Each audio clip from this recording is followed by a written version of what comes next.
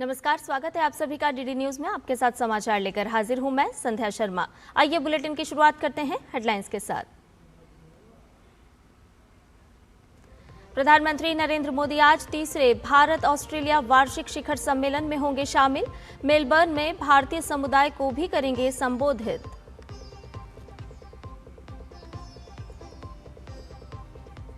Iran के Chabahar port से लेकर मूसा आइलैंड तक अमेरिका के हमले। चाबहार में बिजली आपूर्ति ठप। बंदर अब्बास में तेज धमाके। हॉर्मुज में समुद्री व्यापार पर मंडराया खतरा।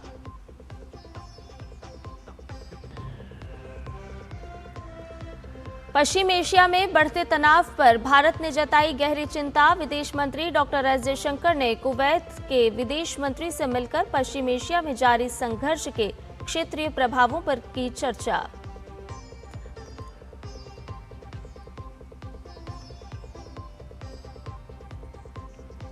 वैश्विक संकट के बीच भारतीय अर्थव्यवस्था मजबूत। अंतर्राष्ट्रीय मुद्रा कोष की रिपोर्ट में मौजूदा वित्त वर्ष में भारत की आर्थिक वृद्धि दर रहेगी 6.4%। अगले वित्त वर्ष में 6.7% रहने का अनुमान।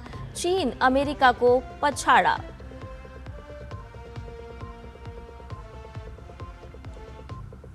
भारत और इंग्लैंड के बीच चौथा टी20 मैच आज। ब्रसेल में सीरीज बचाने के इरादे से उतरेगी टीम इंडिया। 5 मैच की सीरीज में 0-2 से चल रही पीछे। और अब सभी समाचार विस्तार के साथ। प्रधानमंत्री नरेंद्र मोदी 3 देशों की यात्रा के दूसरे चरण में ऑस्ट्रेलिया के मेलबर्न पहुंच गए हैं। एयरपोर्ट पर उन्हें गार्ड ऑफ ऑनर दिया गया। प्रधानमंत्री मोदी ऑस्ट्रेलिया के प्रधानमंत्री एंथनी अल्बनीज के निमंत्रण पर ये दौरा कर रहे हैं। प्रधानमंत्री नरेंद्र मोदी ऑस्ट्रेलिया के प्रधानमंत्री एंथनी अल्बनीज के साथ तीसरे वार्षिक शिखर सम्मेलन की सह अध्यक्षता करेंगे। दोनों नेताओं के बीच रक्षा और सुरक्षा, व्यापार एवं निवेश, शिक्षा, कौशल एवं छात्र गतिशीलता तथा दोनों देशों के लोगों के बीच संबंधों को और मजबूत करने सहित कई अहम मुद्दों पर चर्चा होगी।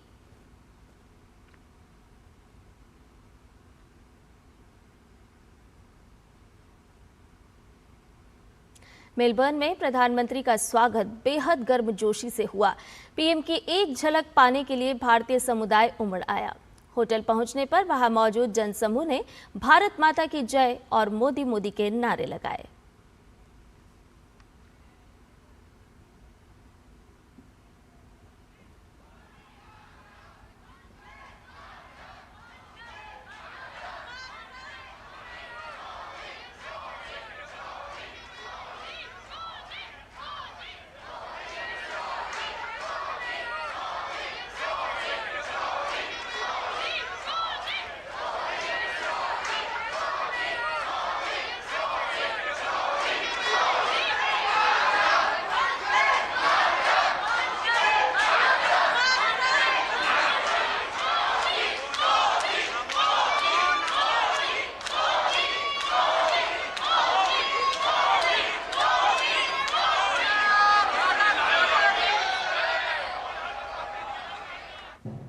प्रधानमंत्री के अभिनंदन के दौरान भारतीय कला संस्कृति की झलक भी नजर आई।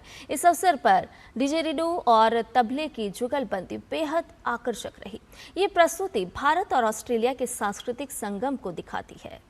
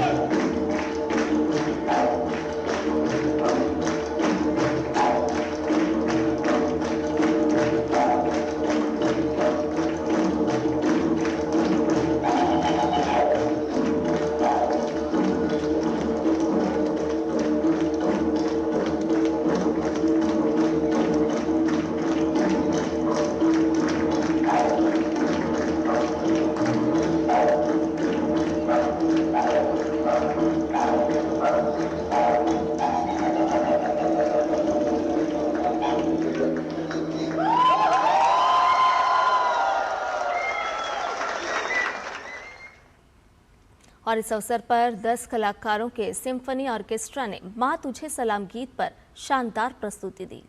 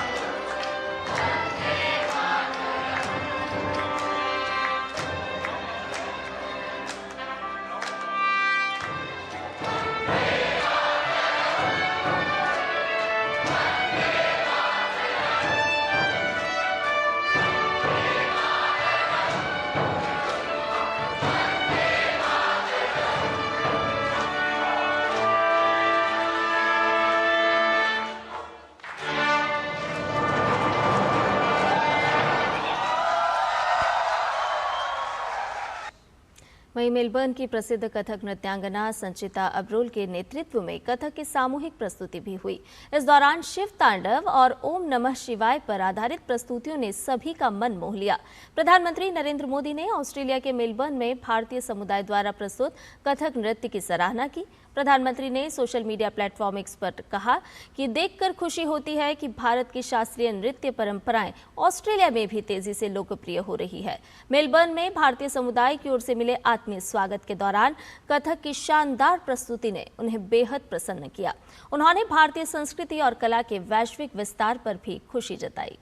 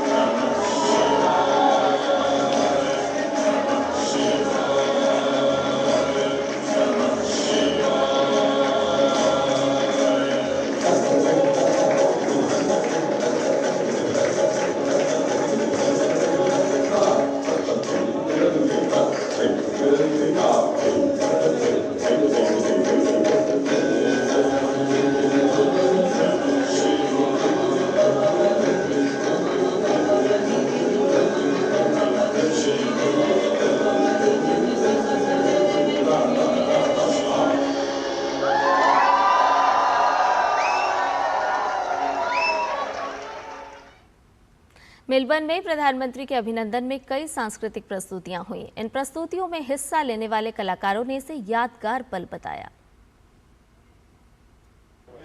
Amazing. Nothing like I've experienced before. Yeah, it was great. I think it was really special to see everyone celebrating, and the energy in the room was really palpable at the time. It was a really amazing experience. The energy in the room was amazing. Everyone was chanting and really excited to see him. It was a very cool thing to be a part of. To play for such an amazing world leader. And I think one of the things that I found most extraordinary is to see the genuine affection he has for people and the people around here have for him. It was a really wonderful experience, actually.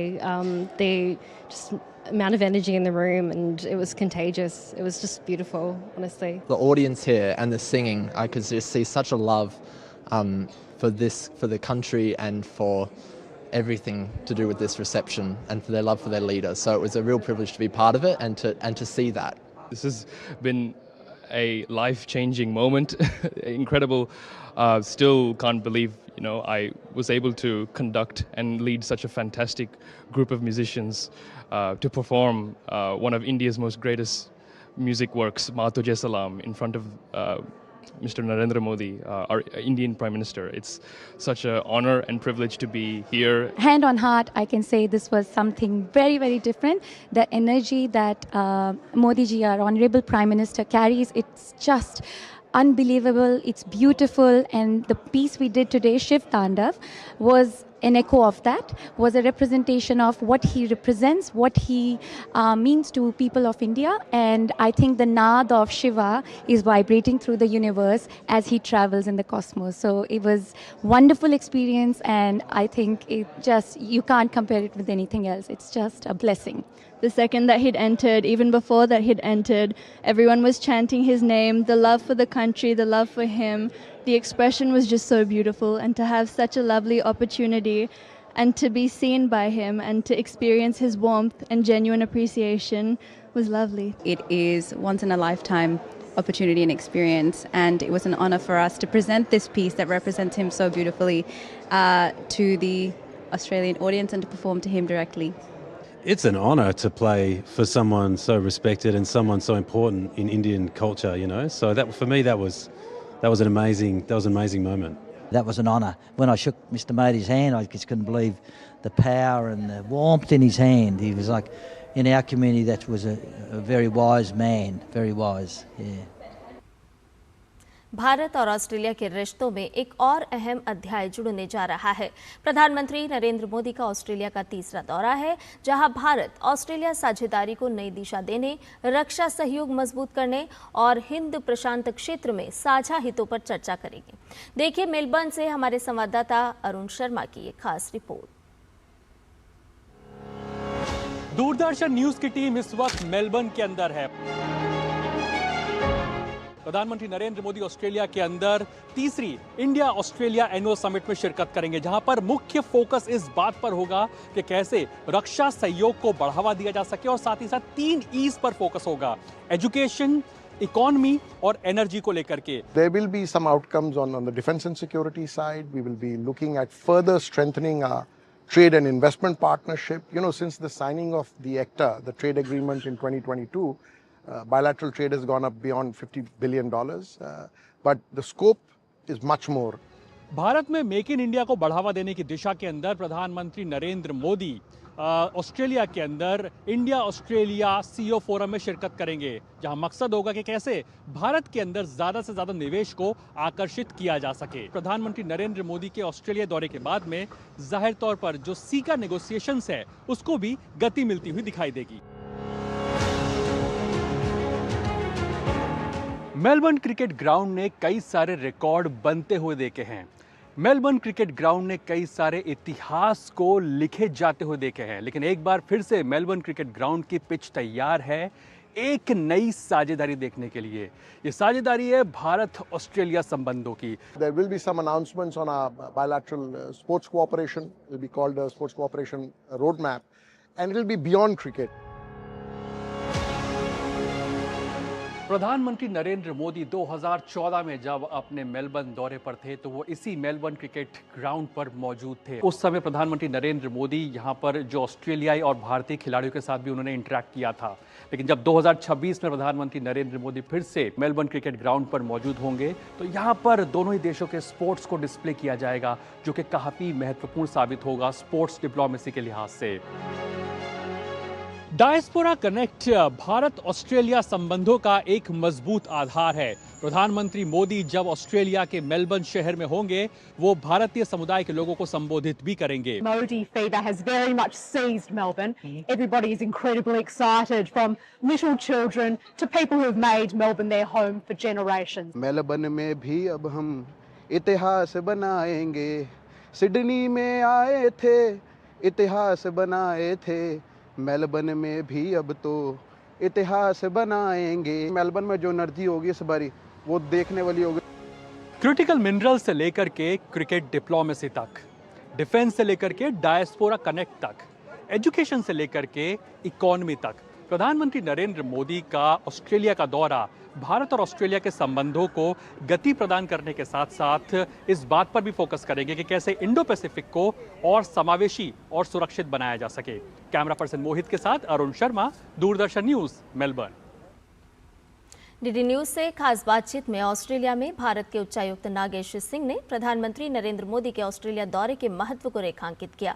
उन्होंने कहा कि दोनों देशों के बीच रक्षा सहयोग को और मजबूत करने के साथ साथ ऊर्जा क्षेत्र में साझेदारी बढ़ाने पर भी विशेष ध्यान दिया जा रहा है। उन्होंने कहा कि भारत और ऑस्ट्रेलिया के बीच सौर, पवन और परमाणु ऊर्जा जैसे क्षेत्रों में सहयोग को बढ़ाने की अपार संभावनाएं हैं।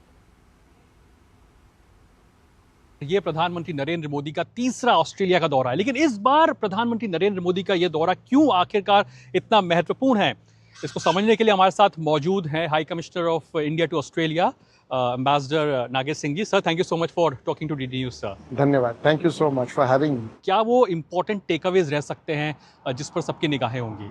देखिए, ये तीसरा एनुअल लीडर्स समिट जो हम बोलते हैं वो है भारत और ऑस्ट्रेलिया के बीच में।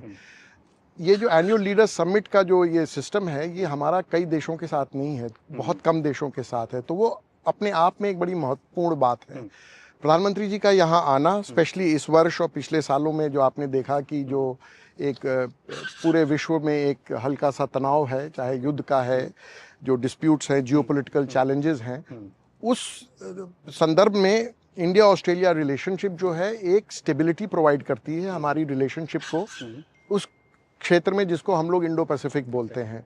एंड यहाँ आना और एक विजिट होना जिसमें कि समीक्षा की जाएगी कि हमारी जो कॉम्प्रिहेंसिव स्ट्रेटेजिक पार्टनरशिप है, जो आज उसका जो साइन हुई थी, उसके बाद हमने उसमें क्या प्रोग्रेस किया है।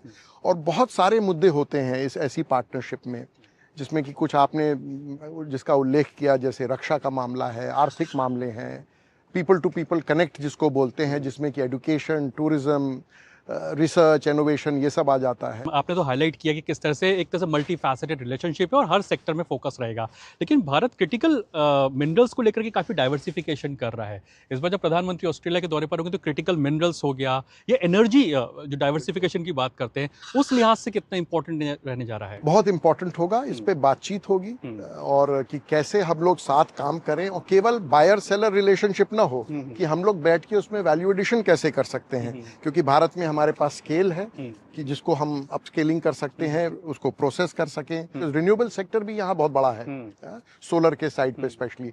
तो उन सब चीज़ों पे बातचीत होगी कि कैसे हम लोग ऑस्ट्रेलियन टेक्नोलॉजी को ऑस्ट्रेलियन कंपनीज के साथ पार्टनरशिप करके इंडिया में एनर्जी सोर्सेज जो है, because you know we require tremendous amount of energy for our own growth ambitions, और उसमें दोनों होंगे, जो traditional sources, whether it's coal, whether it's gas, and renewables also, from solar, wind, nuclear et cetera, इन सब पे भी बातचीत होगी। एब्सोल्युटली। आपने एक ई कंपोनेंट की बात की, एनर्जी, दूसरा एक कंपोनेंट है वो है इकोनॉमिक्स का या फिर ट्रेड का।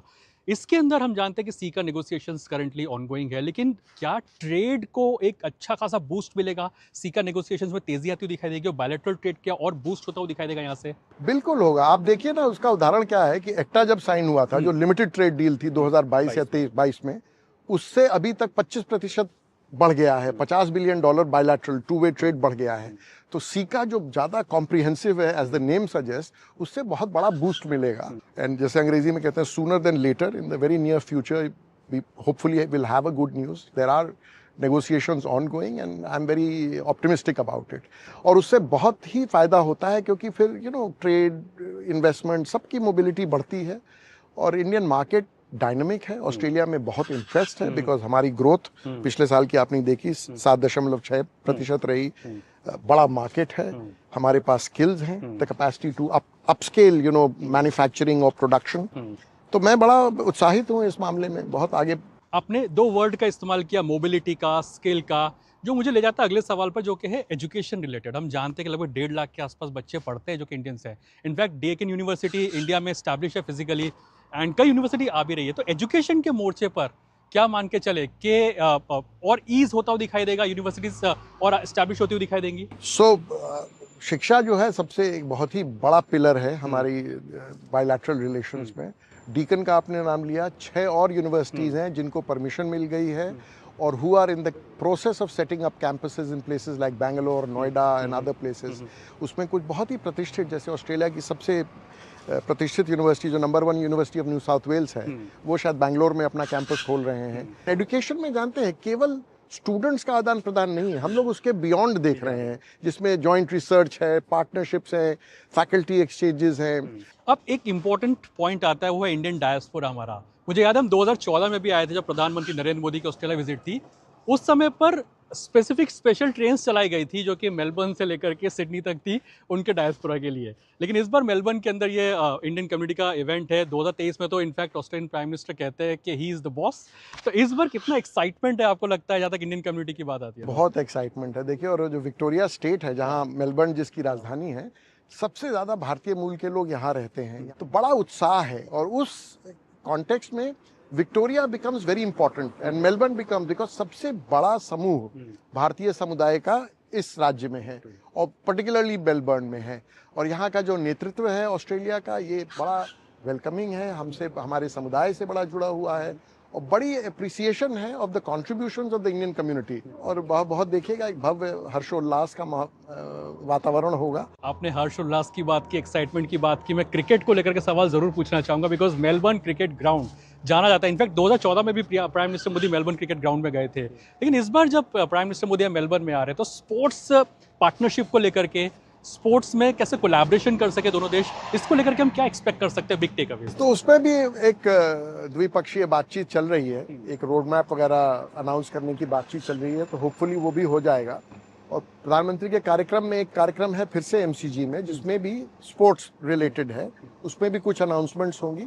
और एक बियॉन्ड क्रिकेट है, मतलब वो क्रिकेट के अलावा भी, मतलब हम लोग नहीं चाहते हैं कि स्पोर्ट्स के जो रिश्ते हैं वो क्रिकेट तक सीमित रहें, बिकॉज और भी बहुत सारे स्पोर्ट्स हैं। स्पोर्ट्स देखिए देशों को साथ लाता है, बट एक उसके पीछे बड़ा एक इकोनॉमिक इकोसिस्टम होता है, टूरिज्म प्रमोट होता है, इकोनॉमिक एक्टिविटी प्रमोट होती है। तो स्पोर्ट्स केवल दर्शकों के देखने के लिए और एंजॉय करने के लिए नहीं है, it's a very important aspect of today's global economy. उम्मीद करते हैं कि कई बड़े टेकअवेज निकले और भारत और ऑस्ट्रेलिया के संबंध और भी मजबूत होते हुए दिखाई दे। लेकिन शुक्रिया सर हमसे बातचीत करने के लिए इस खास कार्यक्रम के अंदर। एम्बेसडर साफ तौर पर कहते हुए कि कैसे प्रधानमंत्री नरेंद्र मोदी का जो ऑस्ट्रेलिया दौरा है वो महत्वपूर्ण भूमिका निभाएगा दोनों देशों के रिश्तों को और प्रगाढ़ करने की दिशा के अंदर। कैमरा पर्सन मोहित के साथ अरुण शर्मा, दूरदर्शन न्यूज, मेलबर्न। भारत और ऑस्ट्रेलिया के बीच साल 2022 में हुए आर्थिक सहयोग और व्यापार समझौते ने दोनों देशों के व्यापारिक रिश्तों को नई गति दी है। इस समझौते से भारत के निर्यातकों को ऑस्ट्रेलिया के बड़े बाजार तक आसान पहुंच मिली है, तो वहीं ऑस्ट्रेलिया में रह रहे भारतीय समुदाय को भी भारतीय उत्पाद पहले से अधिक आसानी से उपलब्ध हो रहे हैं। इस समझौते का दोनों देशों की अर्थव्यवस्था और आम लोगों पर कितना असर पड़ा है, इसका जायजा लिया है हमारे संवाददाता अरुण शर्मा ने। देखिए ये खास ग्राउंड रिपोर्ट। इस वक्त हम मौजूद है मेलबर्न के एक ग्रोसरी स्टोर के अंदर। तो यहाँ वो हर इंडियन आइटम मौजूद है जो हमें इंडिया में मिलता है। अब देखिए, मिलेट्स से लेकर के मखाने तक या जो भी आपके रोजमर्रा के जो आइटम्स हैं वो आपको बड़े इजीली यहाँ मेलबर्न के अंदर मिल रहे हैं। पहले से बहुत आसान हो गया। जैसे पहले तो कोई भी ग्रोसरी लेनी ना इंडियन थोड़ा डिफिकल्ट होता था। अब ये है कि इंडियन A to Z सामान यहाँ से मिलता है। जैसे मान लो दालें वगैरह हो गई, सब आसानी से मिलते हैं। जैसे ये मान लो कुकर ही देख लो, पहले ये कुकर यहाँ से नहीं मिलता था, हम इंडिया से ही लेके आते थे। I'm here from 13 years. Previously, before like in 2013, there were very limited Indian groceries where you could actually go shop around. But now, like you walk into a big store, they literally have every kind of variety. यहाँ पर लोग बताते हैं कि एक समय ऐसा भी था कि ये जो सारा इंडियन सामान है इतना इजीली अवेलेबल नहीं हो पाता था, लेकिन जिस तरह से यहाँ पर हमने देखा कि economic cooperation and trade agreement जिस तरह से साइन हुआ है भारत और ऑस्ट्रेलिया के बीच में 2022 में, उसके बाद में एक बड़ा मार्केट ओपन अप हुआ है, टैरिफ्स काफ़ी रिड्यूस हुई हैं और जाहिर सी बात है कि काफ़ी ज़्यादा सामान एक तरह से हमें ऑस्ट्रेलिया के अंदर भी भारत का मिलता हुआ दिखाई दे रहा है। For us, this part of ACTA is really significant. It plays right into the creative arts space.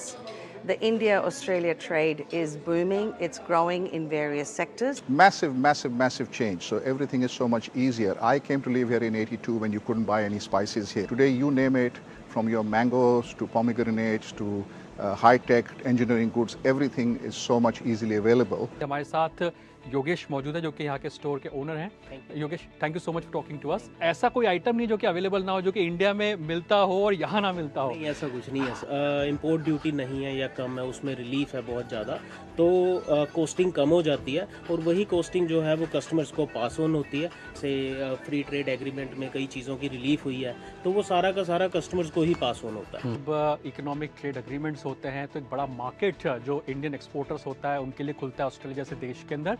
वहीं जो भारतीय जो यहाँ बसते हैं ऑस्ट्रेलिया के अंदर, लगभग तादाद जो पूरे अगर ऑस्ट्रेलिया में देखें तो लगभग 1 मिलियन है, 10 लाख के आसपास जो एक इंडियन डायस्पोरा का साइज़ है वो यहाँ ऑस्ट्रेलिया के अंदर है। ये कल्चरली तो कनेक्ट करता ही करता है, लेकिन हाँ इस बात को भी इंश्योर करता है कि जो भारतीय यहाँ ऑस्ट्रेलिया में बसे हुए हैं वो जो भारत के साथ हमेशा कनेक्टेड रह सके, उस दिशा के अंदर इस तरह के जो कदम है काफ़ी इंपॉर्टेंट रोल प्ले करते हैं।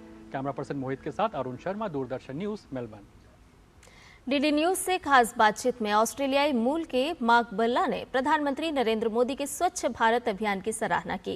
भारत में टॉयलेट वॉरियर के नाम से पहचाने जाने वाले मार्क बल्ला ने स्वच्छ भारत मिशन के तहत शौचालय निर्माण और जन भागीदारी को लेकर अहम भूमिका निभाई थी। उन्होंने कहा कि प्रधानमंत्री मोदी के स्वच्छता अभियान के चलते भारत ने स्वच्छता के क्षेत्र में उल्लेखनीय प्रगति की है और आज देश इस दिशा में एक बड़े बदलाव का गवाह बन रहा है। इस वक्त हमारे साथ मौजूद है मार्क बेला, जो कि भारत के अंदर टॉयलेट वॉरियर के नाम से जाने जाते हैं। प्रधानमंत्री नरेंद्र मोदी से बेहद प्रभावित हैं और जाहिर तौर पर भारत के अंदर स्वच्छता को लेकर के इन्होंने काफ़ी ज़्यादा काम किया है। Mark, first of all thank you so much for joining us on Doordarshan. You're very welcome and welcome to Melbourne too. Thank you. So just wanted to know that, in last almost 10 to 12 years, how cleanliness aspect has changed in country like India?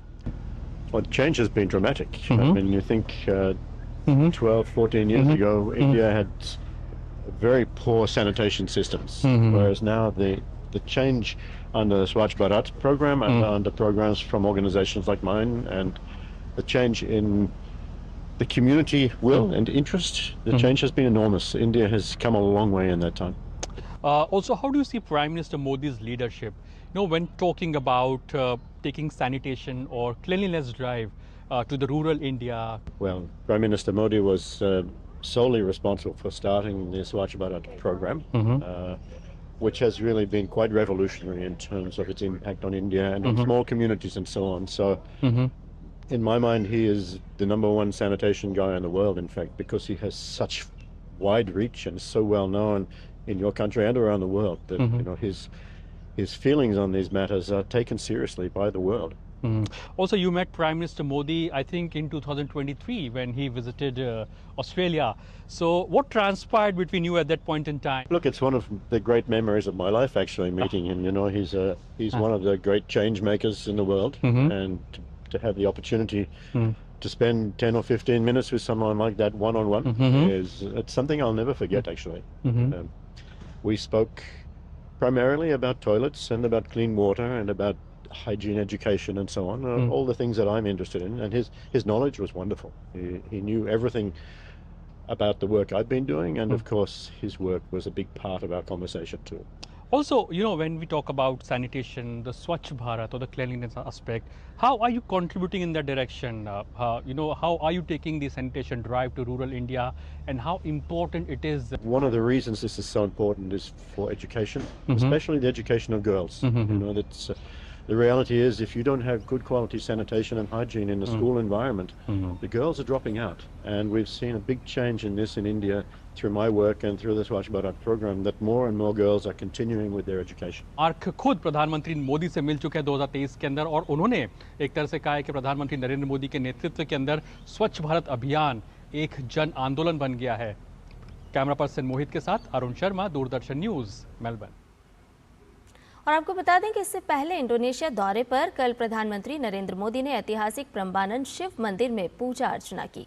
PM Modi के नेतृत्व में सरकार ने Prambanan मंदिर परिसर के संरक्षण और जीर्णोद्धार का जिम्मा उठाया है।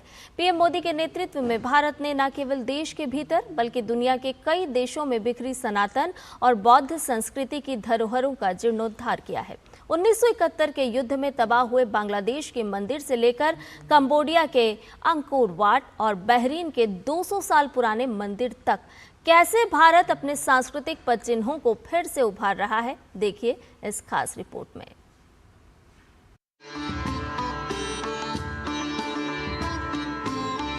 प्रधानमंत्री नरेंद्र मोदी ने इंडोनेशिया के दौरे पर ऐतिहासिक प्रम्बानन शिव मंदिर के दर्शन किए। ये सिर्फ एक कूटनीतिक दौरा नहीं है, बल्कि ये उस साझी सभ्यगत विरासत का प्रतीक है जिसे भारत पिछले एक दशक से पूरी दुनिया में सहेजने का काम कर रहा है। भारत योग्याकार्ता स्थित यूनेस्को विश्व धरोहर स्थल प्रम्बानन मंदिर परिसर के संरक्षण और जीर्णोद्धार में इंडोनेशिया की मदद करेगा। प्रधानमंत्री नरेंद्र मोदी और राष्ट्रपति प्रबोवो सुबियांतो ने संयुक्त रूप से सांस्कृतिक विरासत के पुनरुद्धार और उसके नवीनीकरण का काम शुरू किया। यहाँ पर आकर के करीब 1200 साल पुराना ब्रह्मा, विष्णु, महेश, इन यादों को साथ जुड़ी हुई एक हमारी सांस्कृतिक विरासत का पुनरुद्धार और उसका रिनोवेशन का काम, उसका प्रारंभ करने का सौभाग्य भी मुझे मिला।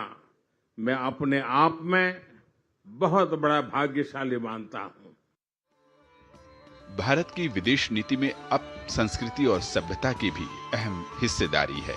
पड़ोसी देशों की बात करें तो मोदी सरकार ने सबसे पहले उस इतिहास को संवारा जिसे मिटाने की कोशिश की गई थी।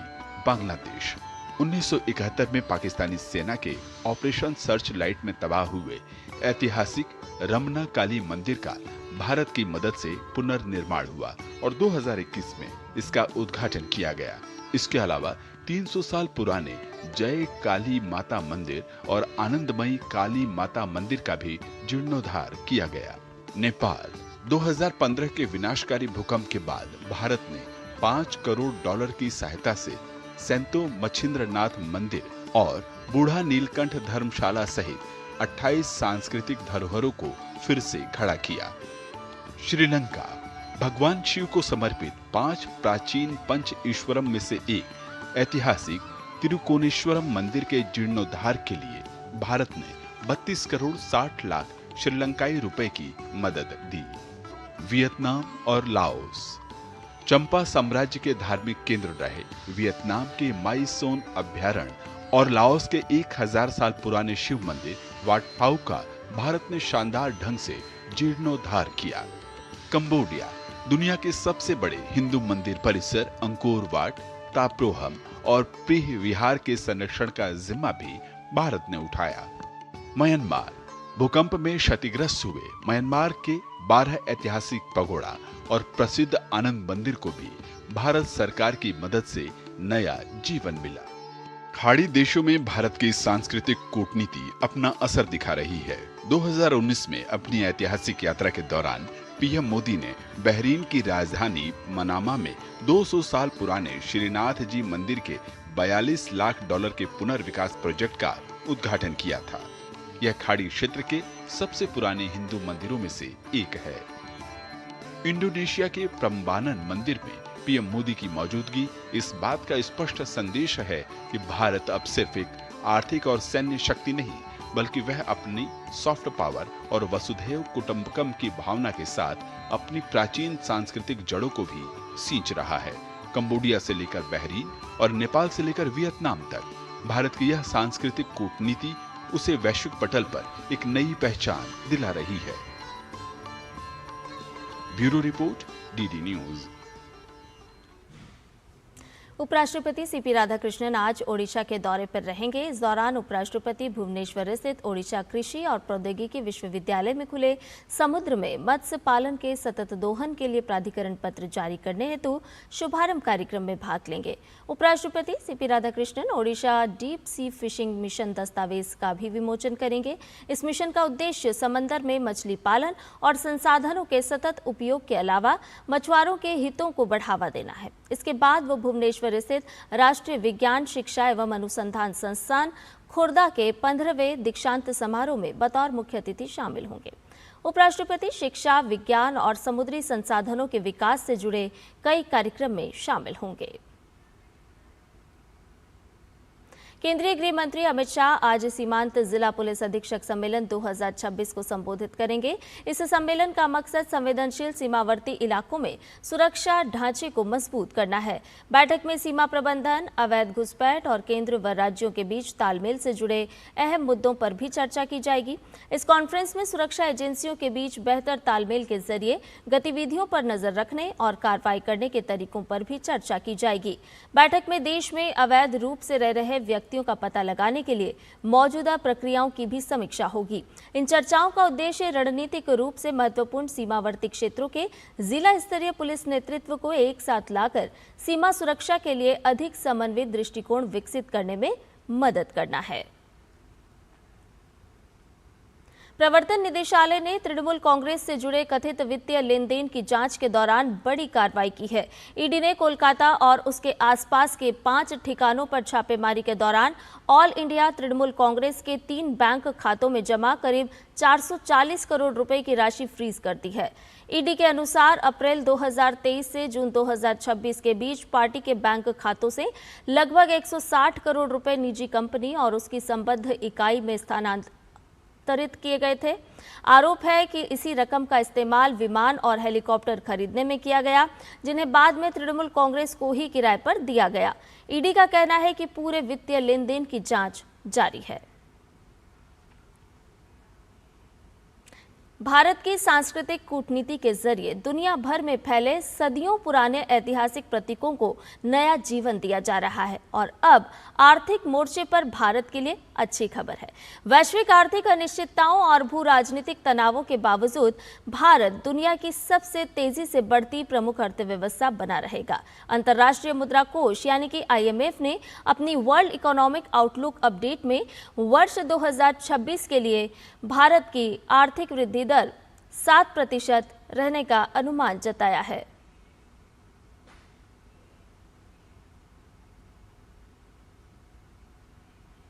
अमेरिकी सेना ने ईरान पर फिर से हमला बोल दिया है। ईरानी समाचार एजेंसी मेहर के मुताबिक चाबहार कोनारक के करीब तेज धमाकों की आवाज सुनी गई है।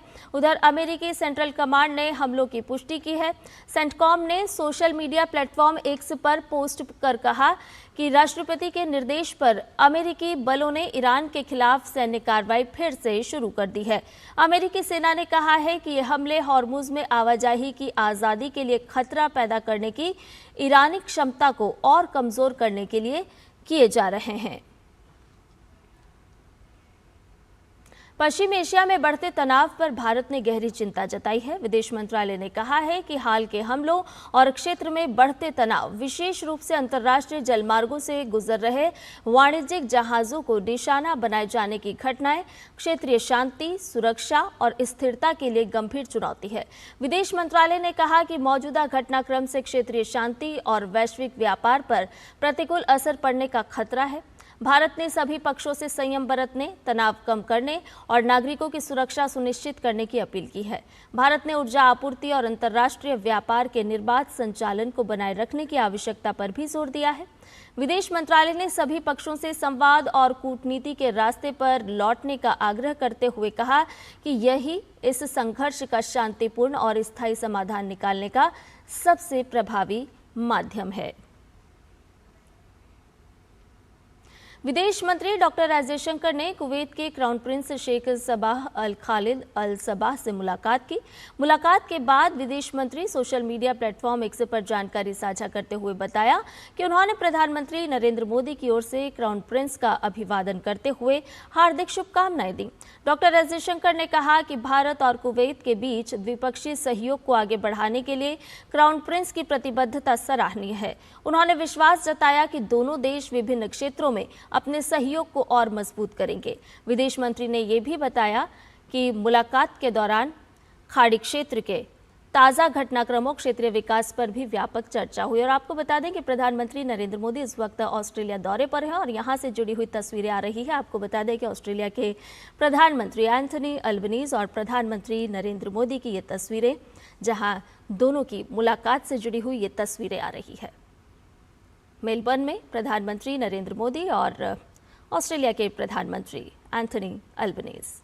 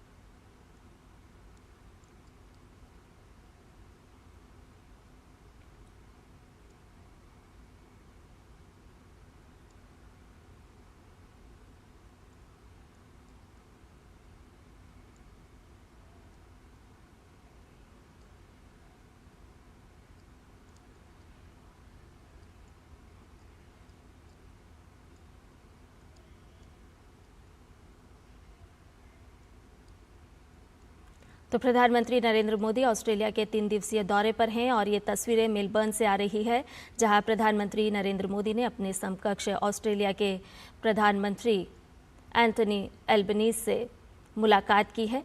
और गर्मजोशी से ये मुलाकात करती हुई तस्वीरें आपके साथ हम कर रहे हैं साझा, जहां प्रधानमंत्री नरेंद्र मोदी इस वक्त मेलबर्न में हैं और प्रधानमंत्री नरेंद्र मोदी ने ऑस्ट्रेलिया के प्रधानमंत्री एंथनी अल्बनीज से मुलाकात की है। ये तस्वीरें आपके साथ हमने साझा की है। बाकी और भी अपडेट लगातार जिस तरह से ऑस्ट्रेलिया से आएंगी, हम आपके साथ लगातार साझा करते रहेंगे। आइए आगे बढ़ते हैं और आपको बता दें कि देश के कई हिस्सों में भारी बारिश से जनजीवन प्रभावित हो गया है। राजधानी दिल्ली में भी कल से लगातार बारिश जारी है। रोहिणी क्षेत्र में बारिश के दौरान निर्माणाधीन 3 मंजिला इमारत गिरने से एक व्यक्ति की मौत हो गई। 4 लोगों को सुरक्षित बाहर निकाल लिया गया है। देर रात तक इमारत के मालिक समेत 4 से 5 लोगों के मलबे में दबे होने की आशंका के बीच दिल्ली पुलिस, एनडीआरएफ, दमकल विभाग, एमसीडी और अन्य एजेंसियां युद्ध स्तर पर राहत एवं बचाव अभियान में जुटी रहीं।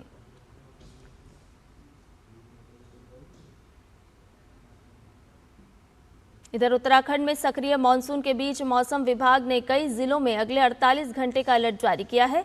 आज और कल के लिए कई जिलों में भारी से अत्यंत भारी बारिश और आकाशीय बिजली का अलर्ट जारी किया गया है। संभावित खतरे को देखते हुए प्रशासन भी पूरी तरह से अलर्ट मोड में है। कई जिलों में स्कूलों की छुट्टी घोषित कर दी गई है, जबकि राहत और बचाव दलों को संवेदनशील क्षेत्रों में तैनात कर दिया गया है। लोगों से सतर्क रहने और बिना जरूरी काम के घरों से बाहर ना निकलने की अपील की गई है। देहरादून, अल्मोड़ा, हरिद्वार और नैनीताल में आज कक्षा 1 से 12वीं तक के सभी स्कूल और आंगनबाड़ी केंद्रों में अवकाश घोषित किया गया है। इसके साथ ही देहरादून, टिहरी, पौड़ी, हरिद्वार, नैनीताल, उधम सिंह नगर और चंपावत में आज के लिए ऑरेंज अलर्ट, जबकि अन्य पर्वतीय जिलों के लिए येलो अलर्ट जारी किया गया है।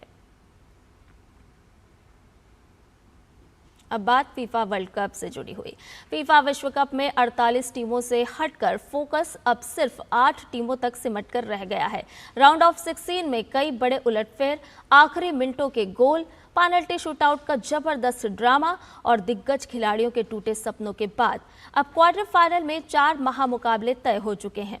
क्या मौजूदा चैंपियन अर्जेंटीना अपना ताज बचा पाएगी या 72 साल बाद इतिहास रचने वाला स्विट्जरलैंड नया उलटफेर करेगा, या फिर माइटी स्पेन 2010 के बाद फिर कमाल दिखा पाएगी? ये तो आने वाले कुछ दिनों में ही तय हो पाएगा।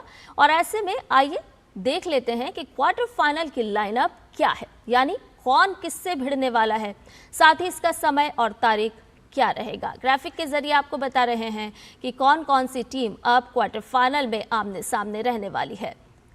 Norway versus England, Argentina versus Switzerland का मुकाबला 12 जुलाई को होगा। सुबह 6:30 बजे आप इस मैच का लुत्फ ले पाएंगे। मोरक्को वर्सेस फ्रांस 10 जुलाई को ये मुकाबला देर रात 1:30 बजे से शुरू होगा। तो क्वार्टर फाइनल की जंग है, बहुत रोचक होने वाली है फीफा विश्व कप 2026, जहां नॉर्वे वर्सेस इंग्लैंड 12 जुलाई को दोनों ही टीमें आमने सामने होंगी। देर रात 2:30 बजे ये मुकाबला होगा। क्वार्टर फाइनल की जंग होगी अर्जेंटीना वर्सेस स्विट्जरलैंड की। फीफा विश्व कप में क्वार्टर फाइनल का बिगुल बज चुका है और पहला महामुकाबला है फ्रांस बनाम मोरक्को के बीच। एक और विश्व चैंपियन का रुतबा तो दूसरी ओर इतिहास रचने का हौसला। 2022 विश्व कप के सेमीफाइनल में फ्रांस ने मोरक्को का सपना तोड़ा था। ऐसे में अफ्रीकी दिग्गज उस सेमीफाइनल में मिली हार का हिसाब बराबर करने के इरादे से उतरेगी। इस मुकाबले में फ्रांस का दमदार अटैक और मोरक्को का अनुशासित डिफेंस भी देखने को मिल सकता है। फ्रांस बनाम मोरक्को, किसकी होगी सेमीफाइनल में एंट्री? विश्व फुटबॉल के महासंग्राम में अब हर मुकाबला करो या मरो का है। एक तरफ मौजूदा चैंपियन फ्रांस, दूसरी तरफ अफ्रीका की सबसे बड़ी उम्मीद मोरक्को। फ्रांस तीसरी बार विश्व चैंपियन बनने की राह पर है, जबकि मोरक्को पूरे अफ्रीका के लिए नया इतिहास लिखने निकला है। 2022 सेमीफाइनल की यादें फिर होंगी ताजा। ये मुकाबला सिर्फ सेमीफाइनल का टिकट नहीं, बल्कि 2022 विश्व कप सेमीफाइनल का एक बड़ा रीमैच भी है, जिसमें फ्रांस ने मोरक्को को 2-0 से हराया था। इस बार मोरक्को इतिहास बदलने के इरादे से मैदान में उतरेगा। फ्रांस ने अब तक प्रतियोगिता में शानदार प्रदर्शन करते हुए पहले स्वीडन को 3-0 से हराया और फिर प्री क्वार्टर फाइनल में पराग्वे को 1-0 से मात देकर अंतिम 8 में जगह बनाई। दूसरी ओर मोरक्को ने पहले नीदरलैंड्स को पेनल्टी शूटआउट में हराया और फिर कनाडा को 3-0 से शिकस्त देकर लगातार दूसरी बार विश्व कप के क्वार्टर फाइनल में जगह बनाई। यूरोप की ताकत या अफ्रीका का जज्बा? फ्रांस की सबसे बड़ी ताकत उसका आक्रमण है। Kylian Mbappe, Ousmane Dembele, Michael Olise और ब्रैडली बारकोला जैसे खिलाड़ी किसी भी रक्षा पंक्ति को भेदने की क्षमता रखते हैं। वहीं मोरक्को अपनी अनुशासित डिफेंस, तेज काउंटर अटैक और सामूहिक खेल के दम पर अब तक अपराजित रहा है। जनवरी 2026 में अफ्रीका कप ऑफ नेशंस के फाइनल के बाद से मोरक्को लगातार 10 मैचों में अपराजित रहा है। हालांकि फ्रांस के खिलाफ इस शानदार लय को बरकरार रखना टूर्नामेंट में अब तक की उनकी सबसे कठिन चुनौती होगी। विश्व कप में शानदार आक्रमण खेल के दम पर सबसे प्रभावशाली टीम बनकर उभरी फ्रांस अब अपने अब तक के सबसे कठिन मुकाबले के लिए तैयार है। फ्रांस ने अब तक 5 मैचों में 14 गोल दागते हुए शानदार अंदाज में अंतिम 8 में जगह बनाई है। टीम के कप्तान किलियन एम्बापे बेहतरीन फॉर्म में है और अकेले 7 गोल कर चुके हैं।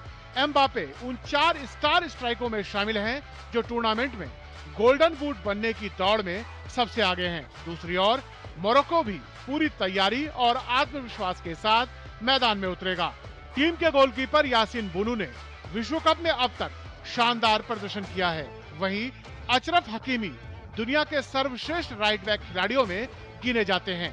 इनके अलावा मोरक्को के पास मजबूत सेंटर बैक और मेहनती मिडफील्ड है, जो विपक्षी टीम के हमलों को रोकने में अहम भूमिका निभाता है। विश्व फुटबॉल की महाशक्ति फ्रांस और अफ्रीका की नई ताकत मोरक्को के बीच इस मुकाबले में तकनीक, गति और जज्बे की असली परीक्षा होगी। एक तरफ विश्व चैंपियन का अनुभव है तो दूसरी ओर इतिहास रचने का जुनून। अब देखना दिलचस्प होगा सेमीफाइनल का पहला टिकट किसके नाम होता है। Sports desk, DD news.